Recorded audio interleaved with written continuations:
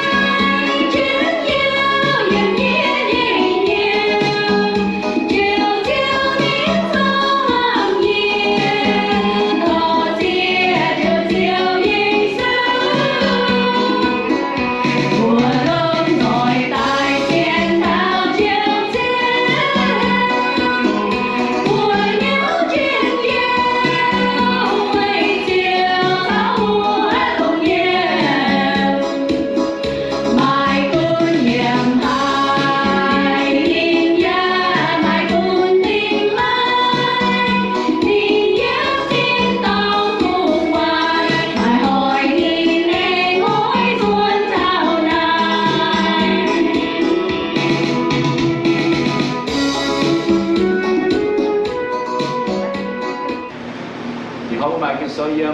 phải coi số cái phàm cha cái phàm yếm nó sẽ phải yếm như cái tao những cái số không có mặc này the book we are look at is the book of Philippians chapter 3 verse 13 and 14. So it's that time of the year again when many of us make great promise to ourselves about what we are going to do in the New Year's. Every year when it comes after Christmas, we make promise to ourselves that we will commit to something or to change something in our life. Most likely, gym membership have a lot of new customers. Vậy hâm ta ra bữa ngày hàng Tong là bữa cho cả Christmas thì bữa có giờ phải hâm nghe có bữa luôn tại bàn phải là bữa được dành về là có đi hàng như ở thiếu giờ nhiều việc đã sang nhiều này cũng thiếu giờ xuất chát phải ở thiếu nghe nó nhiều tụi giờ thiếu tụi nó nhiều bữa họ quỳ buôn thời gian như mẹ phải quỳ họ buôn thầu trên tụ phải ở bữa thiếu tại bên như mẹ tại quỳ tu giờ thiền cái bữa bữa hâm ta bữa hâm ta là giờ gì mà sáng giờ nào tụi bữa có mình gym mà mình exercise đó bữa qua nghe bữa mang tiền này miền cao sign up phải mình có phá bữa mình trốn được cho tháng như tay bữa mà có nó lò téo sẵn ra có những sẵn ra phun lộn nghe có ai mà nó gym open chứ nó maybe you should any đó là nhà nó bấm từ đó xếp đó nên số chân cô á thì bữa nghe luôn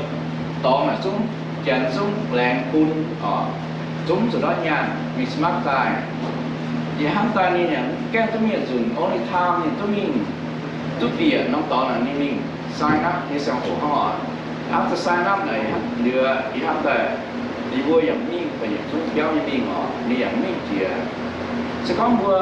mà chiều như bữa phát này hắn ta bữa to nhỉ ở chiều này buổi chiều bữa cố chứ mình phải có phần xin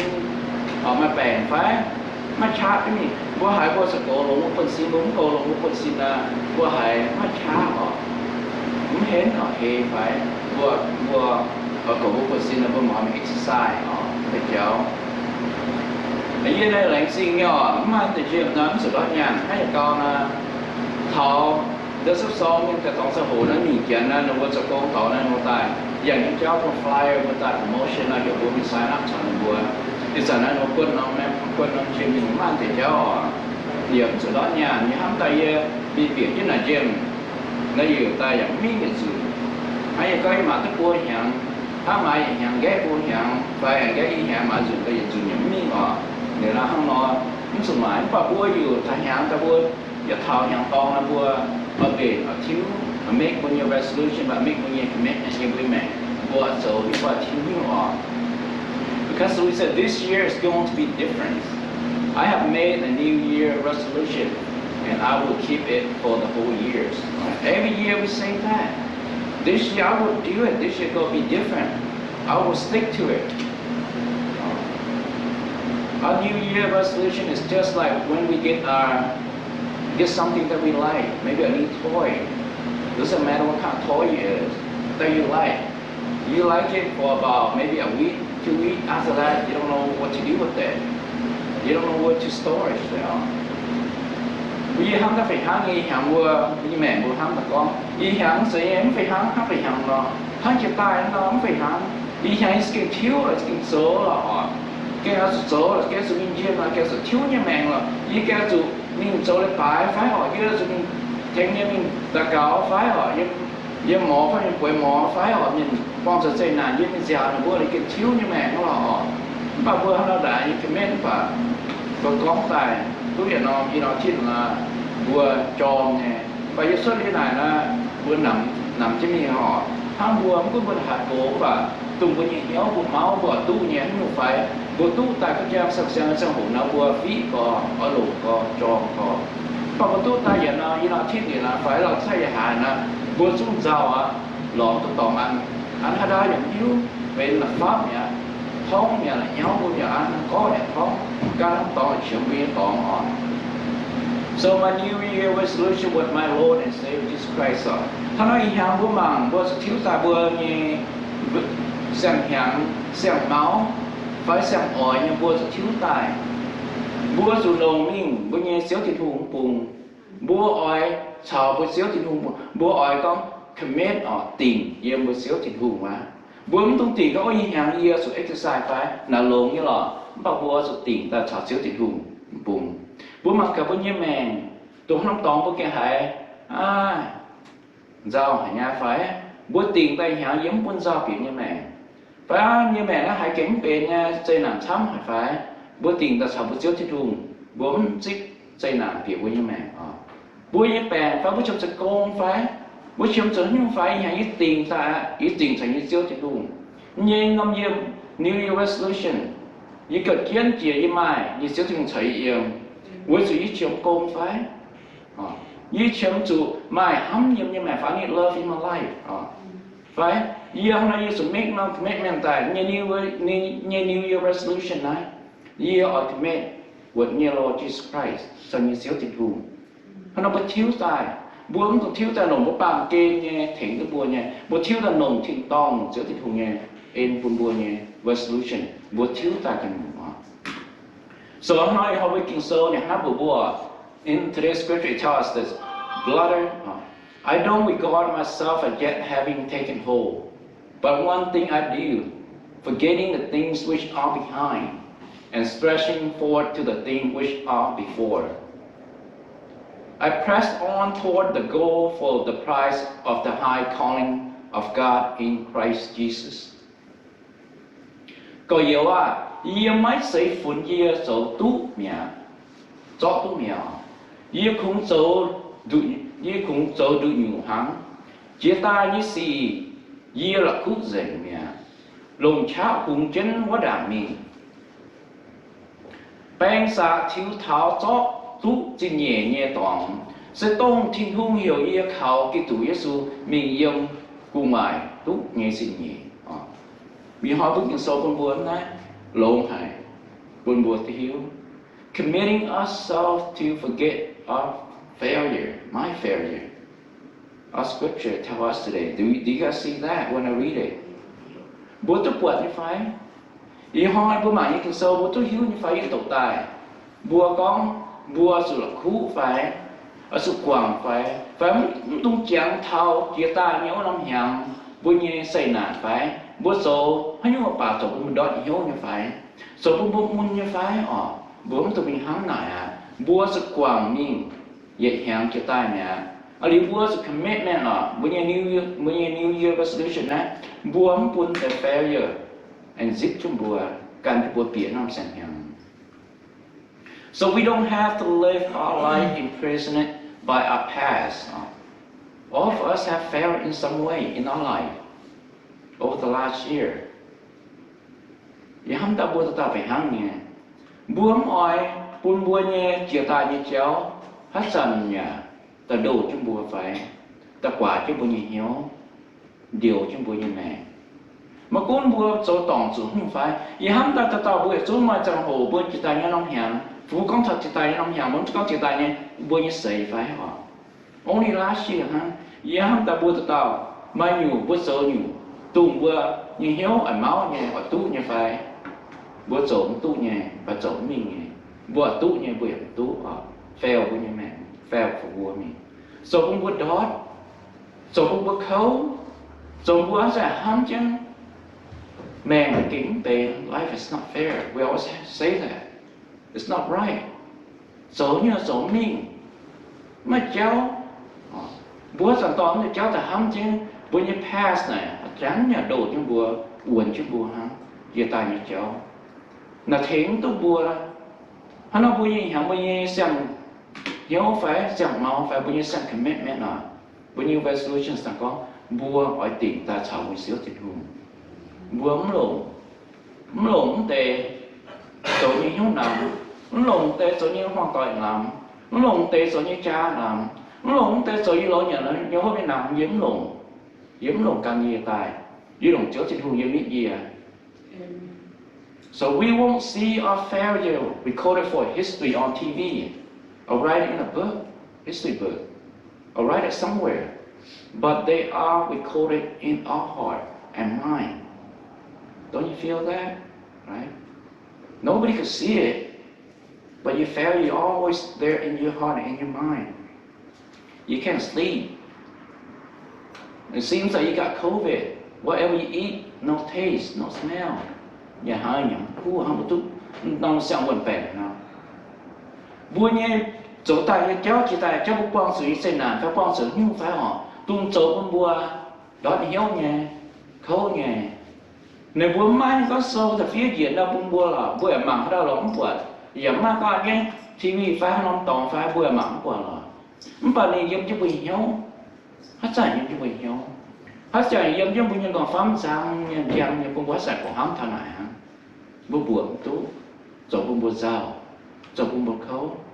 rồi bố buồn mà chá mà nổi giống như mẹ, bắt đầu khảo giống như mẹ hả họ.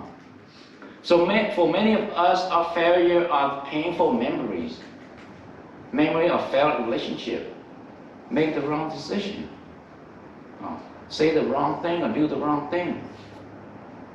We always have that memory, always have the failure, always falling behind us. Just like our shadow, we can get rid of it, making us depressed. Bữa nhé, dấu ta nhé, dấu bèn bữa nhé mau nhé, bữa sắp bộ dấu tỏng phải, bữa nhé cha mình tu phải, bữa nhé cô nghe cháu đốt phải, bữa có hòa tỏng miền phải sắp bộ tỏng miền phải. Bữa ta sinh trai tòng phải, không có lý do bà. Vì hám tại con thần thì cháu bụi ta miền mạnh, vậy nòm thì cháu dùng chú bùi hiếu, vì chú buồn tòng pháp này. Bữa con bữa cháu phải chế mong bữa quả. Phải bữa cháu ta bữa cháu phải chế. Bữa mình như thông minh không cao phải bữa cái chỉ bếp là phải bữa con tài. Nếu bữa không bữa tú, nếu lấy bữa mình phải họ. Mà nhiều cho cháu bữa ta sinh trai phải có như cháu phải, bữa như mẹ phải, tuân cháu bữa. Mà chá giống như mẹ. Hát dẫn vậy, hắn toàn nhìn giống như bữa kể hiện. Bữa yêu có bà thì cắn như bữa nọ tôi đứt như mẹ. Nọ tôi đứt bữa nó nào tôi đứt nó đó. Cái yêu có phụ bà bữa nọ đứt. Với sự nhớ bà đi với sự nhìn. Hát dẫn vậy giống như là bữa try to solve. Bà bữa dẫn giống như bữa hiếu của nhau. So God is saying in our scripture today that we must not allow ourselves to be stuck in the mud of our past failure. That is stop us from moving forward into the future that God has for us. Yêu họ bố những kinh sâu chinh nghe cháu thì hôn những bùa mất tung chia tay như cháu đồ chung bùa mất tung hám thảo chia tay cháu mất có nhua bà. Tu chỗ bùa nhé, chỗ bùa mất phải on nhé, giàu nhé, mất làm khảo những tệ, mất tụng bùa, không bằng đòn à, không bùa chỗ công tệ là bùa chọn chụp giàu tệ, bùa uống ta bùa mình, từng cá để giàu á bùa mà mệt mà bằng đòn phải đau dễ quá họ, bùa sai cho số con mình á, mà nó mất tụng bùa tệ bùa như chỉ tay như cháu không có những ngọt mà, ghé bùa phải, chỗ bùa mau phải. Buồn hay mà chá hùng chứ mình có đảng phải màng với như anaconda phải họ màng với như future phải buộc con ôi như ta mai tu lộn họ với như future phải tu lộn nè chinh hung nên bền con bùa nên xây bùa tài như nhu tháo xếp ngoài họ bùa xiên nhìn bùa sụp tút nhìn họ hỏi phải hăng như tu thảo đi con thằng nào treo thảo thảo tụm não bùa dẻo nên có như mẹ nên con sẽ xong nhiều hai mà nên có tụi này. Sao con thảo lòng có xếp ngoài lắm hồ này nhìn toàn chim hùng phái nín chẳng chim hùng phái nín quá nhưng chim hùng phái nó nên chủ túc quả chim hùng nghe bỏ hòn như xỉ chim hùng như phúc như mẹ búa sản búa mà sang hồ như búa tam bảo búa quang chủ nghe dày nà quang chủ nhân giao không bảo búa tổng đó theo búa giống tập búa như tập bè như búa phái sản đồ trong búa ha búa mảng búa xiên búa xíu chim hùng thảo sang hồ búa ra tao mà búa sang hồ mày mà mi sang hồ ý mày mi sang hồ thảo ta mà những sang hồ thảo mày khâu tôi thảo mà sang hồ thảo ta như sang hồ cái thảo yêu khâu ý mà thằng búa ta mà búa sang hồ nhé búa không tùng đón hiếu không tùng đón hiếu áo búa quần như nhà mà lộn tôi lộn nghe à không nó búa không tùng đón là từ đón hiếu tụi họ chào bữa sang một túc lồng cho túc cả lồng chìa bữa như mẹ túc cả lồng chìa giờ tụi nhà phu nên bể bụng cả lồng chìa phủi túc bùa họ túc bùa hả mai tao hạt túc chín không bữa cả túc chín hả. So this new year is a good time to stop being chained to our past failure. Nó năm hàng bùa sụ chia con tại thiếu bữa như mẹ bùa mất tung pun giờ cao giờ nghe giờ ta bấm có mẹ không commitment phải make new resolution phải bùa still to cho bùa như lột mẹ và lột dây nà và lột khấu nghe cho cho bùa bùa như mẹ bịa xem hoài hắn nói nó sang hồ bùa mới có bùa xem hàng phải nó sang hồ bùa xem hoài phải xem hồ phải bùa mất tung pun tại hắn nhung tung trầu tai cái bỏ bùa như mẹ rồi cũng bố mau rồi bố mất cha nhưng bố xéo thì hùng nghe bố không tao tại hiện bố như mẹ không lồng tại hiện bố như mẹ bố ông nhưng mà bà cũng là bà chồng không bố như hoàn toàn bố không có chùm hay nhá khâu hả mà dây nàng chấm hả mà rau hả nha bố không lồng đặc biệt thằng bố hoàn toàn không lồng biệt thằng bố như relationship không lồng đặc biệt thằng bố như mẹ bố như năm Siang-hnyangx ở bố chồng thảo when to at Calvary our Lord Jesus Christ died on the cross so that we could be forgiven. Right? We could be forgiven. That's why there is a cross. That's why there is Easter. Hắn pun singa ia mai pun ambong ko mai wa với Siêu Giêsu. Ni sa pun mai sự dầm trái pun mà có mai. Giêsu phanang nhà hỏi. Với Giêsu nó năm hỏi yếm nó năm dầm trái. Nên quăng dình, nên mái dình với như suy nha. Mà cũng một số tỏng nhưng không phải nên mái dình, nên dám mái dình. When we receive Christ's forgiveness, it allows us to forgive ourselves and forget our failure, just like our Lord Jesus Christ did. He forgave and forget. Bây giờ phải hăng nghe. Tung bùa tu ship chiếu cái hồ nó sang hồ, tụi họ sang một tay chiếu Giêsu như bùa ship như tay bùa như mẹ, bùa ship sẽ rằng trả như bùa như mẹ, ninh quang suy sẽ bùa nhà, nhưng như suy mai như bùa như mẹ, bùa hai bên, giờ hai mai sang hồ, hai tu bìa giờ liu chân dậy những tòng, tu phủi tu bìa những tòng hắn tu bớt chân dậy nghe, một con bùa số tòng thì cháu phải, hay nhú dậy nản phảiนี่อย่าคู่เสกบุษตองนี่บริเวณโกบุกุ้งฟอมาสังโหบุเมานี่บุน้ำนี่นี่บุซิบนี่นี่กว่าบุเสกนี่มันจังตัวไหนฮะพนักบุญยังแมงphảiห้ามแงมากุ้งนั่งยั่วป่าตะกี้ปอบุญยังแมงเสียวตึงกว่าบุญเนี่ยบุญตัวต่อหลังจะเสียงทำบุญบัวก็บุษตองบุญนินป่าอย่าไปห้างเงี้ยมันก็บุกสปอร์ตต่อไฟบุกเนี่ยแม่บุกหมั่งตาออกมาเจ้าตาเก็บปอดทำบุญบัวจบบุญบัวทำไม่ทำทำบุญยี่เฟลนะบุญตรงต่อแต่เสียงไหนบุญจะมีหัวกินโซ่หัวจะแห้งโตเนี่ยต่อยังเจียเข็มทักกี้บ่หนูก็ตัวจ่าเลยหนูก็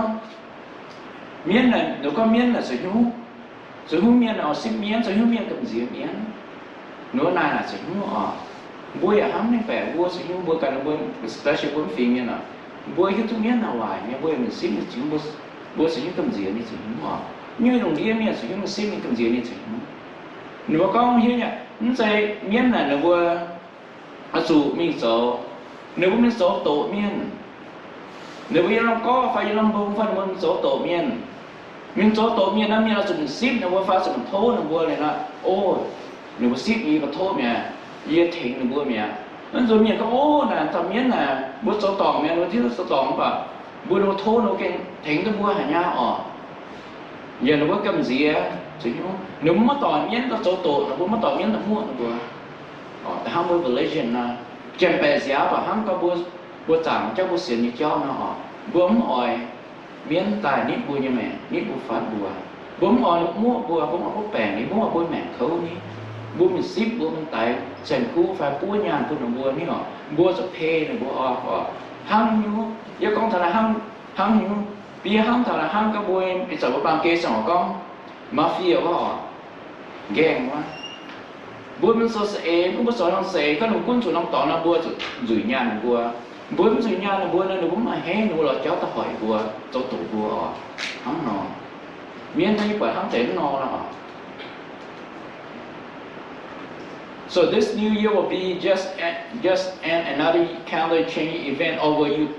will you commit yourself to the word of God and forget your failure? Họ nói nông hàng bữa cái tiền mà cả bữa em gọi có nông hàng sao hai con rồi vậy hàng chị hàng á, vậy hàng chị hàng giờ hỏi chị hỏi á, giờ hỏi dân phụ gì hỏi giờ hỏi dân phụ dân hỏi, vậy hàng giết biển nông hàng ta phải bữa thiếu bữa mà chứ bữa kinh sâu giờ không có mà kinh sâu con bữa mất tục quân chiều tài như chó tao hỏi bữa mất tục quân chiều tài cho tao đồ bữa dậy bữa xem hàng xem hỏi xem phúc xem blessingยังบุญแม่บัวซิดเพราะนั้นบัวซิดจินหูยังฟูยังแม่บัวจะ make บุญยัง resolution บัวบุญยังเสียจินหูบัวจะ commit ยังนี่ว่ายังนี่ห้ามพูดบัวยังนี่เอ็นพูดบัวยังห้ามพูดบางยังตาก็บัวจะทิ้งบุญยัง New Year resolution บัวยัง commitment บัววิ่งมิ่งบัวหมามิ่งบัวสาวเจ้ายิสูเจ้าจินหูบัวยัง commitment say commitment ตัวเจ้ายังฟูพูดบัวนี่เอ็นพูดบัวbốn commitment thảo cho ta như cháu bằng kinh như cháu tung thỉnh tung buôn như là bốn lộ như mẹ nó bị xuống tất cả